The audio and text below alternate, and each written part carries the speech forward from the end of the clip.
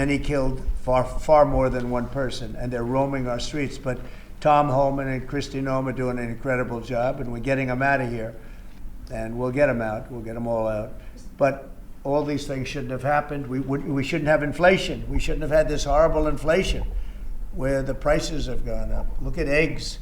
So we're doing a good job. We're doing a good job. Mr. President, in regards to the pause on military assistance to Ukraine, you put out on your social media post today that Russia is pounding Ukraine. That's right. Why not provide Ukraine with air defenses? And what happens, Mr. President, when Ukraine runs out of the Patriot missile batteries? Good question.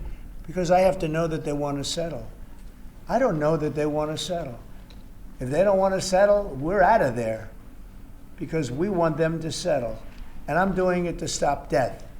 More important than anything else. Secondarily, way down the line is the money.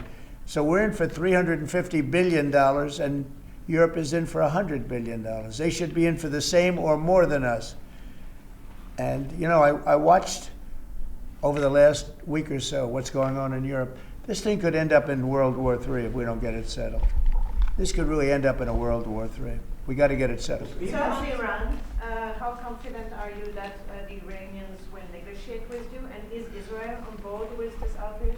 Yeah, I saw the hostages the other day. They came in, people that were not young, some young and some older, much older.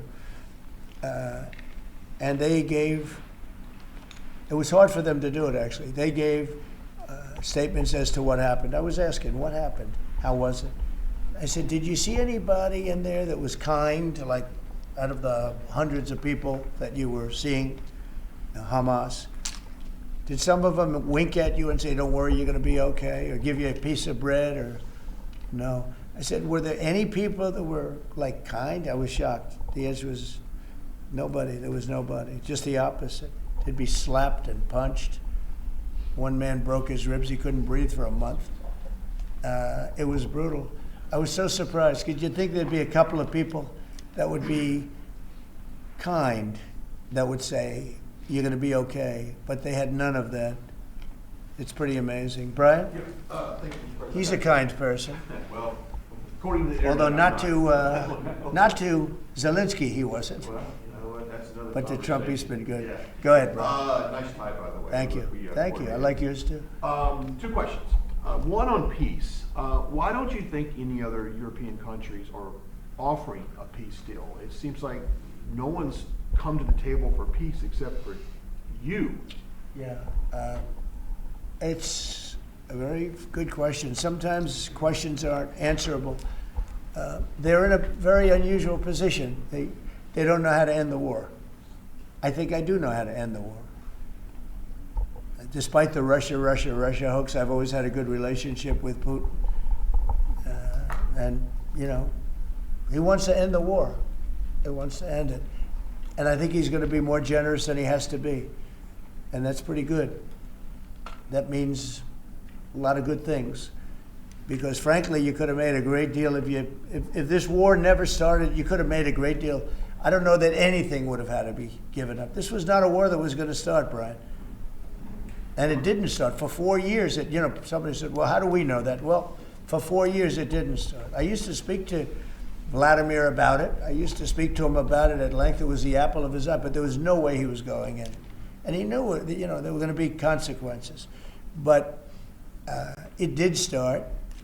I mean, think of what happened. Inflation, you have the war with Ukraine and Russia, that wouldn't have happened. October 7th would have never happened. Israel, they had no money. Iran had no money. Iran was stone cold broke, and now they have a lot of money. And that's going to be the next thing you'll be talking about is Iran. What's going to happen with Iran? And there'll be some interesting days ahead. That's all I can tell you. You know, we're down to final strokes with Iran. That's going to be an interesting time. And we'll see what happens. But we're down to the final moments. We're at final moments. You can't let them have a nuclear weapon. I think that I would have had a deal within 1 month after the rigged election of 2020. They were all set to make a deal. And then when I lost, they saw this person who's a stupid person, very stupid person. And they said, let's not make a deal. And they were right. He took the sanctions off. They became rich under Biden. They went from having no money to having $300 billion. All in a short period. It's oil. Oil builds up fast. It's a nice living if you have a nice oil well. And they do. They have a lot of nice oil wells, right? So anyway, it's going to be a big thing. It's an interesting time in the history of the world. But we have a situation with Iran that something's going to happen very soon. Very, very soon. You'll be talking about that pretty soon, I guess. And hopefully we can have a peace deal. You know, I'm not speaking out of strength or weakness. I'm just saying I'd rather see a peace deal than the other. But the other will solve the problem. Mr. President, your allies are calling on you to pardon Derek Chauvin. Are you considering pardoning Derek Chauvin? No, I haven't even heard about it. No. Mr. President, on peace. I haven't heard that. In the first term, you may recall, I broke the news that you were nominated for the Nobel Peace Prize. And the reason for that was the work that you led on the Abraham Accords. I spoke yesterday with the member of parliament, the Norwegian parliament, that nominated you. And he said what the Nobel Committee is looking for from you, Mr. President, is security guarantees for Ukraine. Is that a possibility, Mr. President? So before I even think about that, I want to settle the war, get it finished. Because if I'm not here, nobody's going to settle it. And President Macron has said that, and everybody said that, the prime ministers and presidents. We're pushing very hard. That's all I'm thinking about now. As far as the question about security later, that's the easy part. The hard part is getting it settled. We got to get them. We're losing 2,000 human beings every week. More than that, actually. 2,000 nice, young, although they're getting older because they're drafting much older now. In the case of one country, much older, because a lot of the young people have been killed. It's very sad, and I'd like to see if I could stop that. And I'd like to also see if we could stop making these massive payments from the United States. I mean, Biden gave away money like it was water, with no anything, got nothing for it. Europe did it in the form of a loan. They get their money back, we don't. So that's how we came up with the rare earth deal. But we started, behind the 8 ball. He could have gone to Europe. He could have said, "Come on, you got to put up money with us. You got to put up money with us." But he never did that. They just kept handing money out because he was grossly incompetent. All right, thank you very much, everybody. Thank you very much. Thank you very much. Thank you.